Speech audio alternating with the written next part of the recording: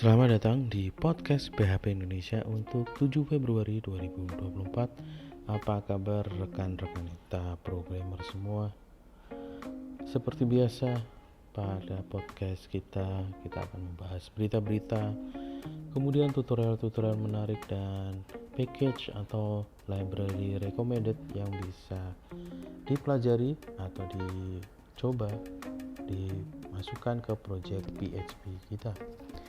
Yang pertama, berita datang dari WordPress bahwa WordPress versi 6.4.3 dirilis tanggal 30 Januari 2024 kemarin, dan sebagai sebuah maintenance and security release tentu saja banyak sekali bug fix dan security update yang dimasukkan dalam versi kali ini, sehingga wajib bagi kalian pengguna WordPress dan pengguna ekosistem WordPress untuk mengupdate ke versi terbaru di versi 6.4.3. Kemudian dari Yi Framework ada sejumlah package yang baru dirilis di minggu ini dan minggu yang lalu. Yang pertama ada Hydrator 1.0, kemudian Yi 2 Symfony Mailer Extension versi 4 juga dirilis tanggal 29 kemarin. Tanggal 30 ada Y Error Handler 3.2, kemudian ada Y Validator Hydrator versi 1.0. Semuanya bisa dibaca-baca apa saja yang berubah, kemudian fitur-fitur apa saja yang baru yang ada di package-package tersebut, di link yang ada di description atau di search di GitHub mereka ya. Kemudian untuk artikel recommended untuk dibaca minggu ini, yang pertama datang dari Laravel News tentang bagaimana cara mempercepat aplikasi PHP kita dengan PHP versi 8.3. Di sana secara garis besar ada dua enhancement yang direct dan indirect ya. Ada sejumlah tutorial penting bagaimana cara mengupgrade PHP ke versi 8.3, kemudian menggunakan beberapa fitur baru yang ada di PHP 8.3. Silakan, ini sangat worth it untuk dibaca dan diimplementasikan di project-project kita ke depan ya guys.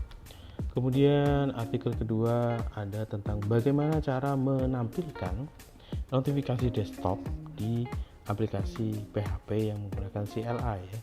Jadi tulisan yang sangat menarik bagaimana kita bisa mendapatkan notifikasi dari desktop yang kita pakai saat kita menggunakan PHP di command line. Nah, package yang digunakan namanya adalah Jolly Notif dan di maintain oleh Jolly Code.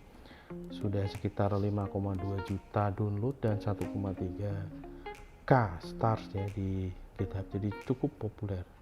Silakan dicoba, linknya ada di deskripsi.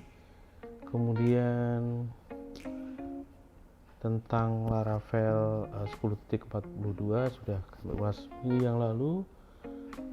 Kemudian ada juga artikel tentang bagaimana cara menghandling error dengan API third party ya.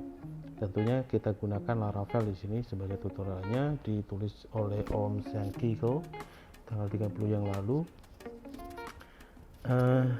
Intinya adalah kita membuat custom exception dan kita lempar itu ke API exception ke pihak ketiga. Silakan bagi yang ingin tertarik mengimplementasikan ini bisa dibaca, linknya ada di description sekali lagi. Kemudian ada 3 paket atau library pilihan minggu ini. Yang pertama adalah Laravel Web Fonts yang sekarang sudah mengkoleksi lebih dari 1.500 Google Font dan bisa langsung digunakan dengan sangat mudah di Laravel project yang kita punya. Caranya cukup dengan PHP Artisan Web Fonts dan kita bisa add dia untuk ditambahkan ke aset Laravel kita ya. Kemudian package yang kedua dan dinanti-nanti diperkirakan akan rilis minggu ini atau minggu depan, yaitu Laravel Reverb ya, dimana dalam deskripsinya Reverb adalah sebuah WebSocket Server untuk ekosistem Laravel yang menghadirkan real-time communication antara klien dan server dengan sangat mudah.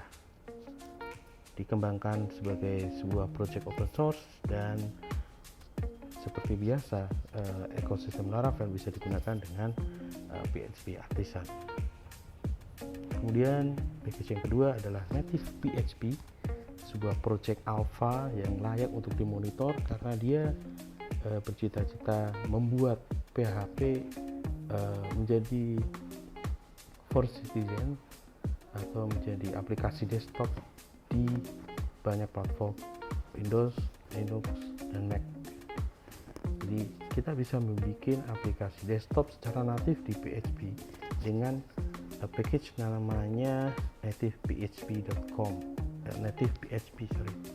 Kemudian karena masih alpha ya, jadi bisa kita coba-coba di mana native PHP ini sementara ini baru hadir dengan 5 fitur. Yang pertama window management, bagaimana window itu bekerja, kemudian menu, file, dan database support, baru SQLite, dan native notification untuk desktop. Silakan bisa coba-coba,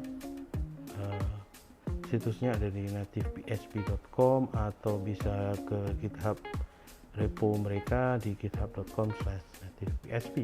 Dan segitu saja podcast PHP Indonesia untuk hari ini. Sampai jumpa di podcast selanjutnya.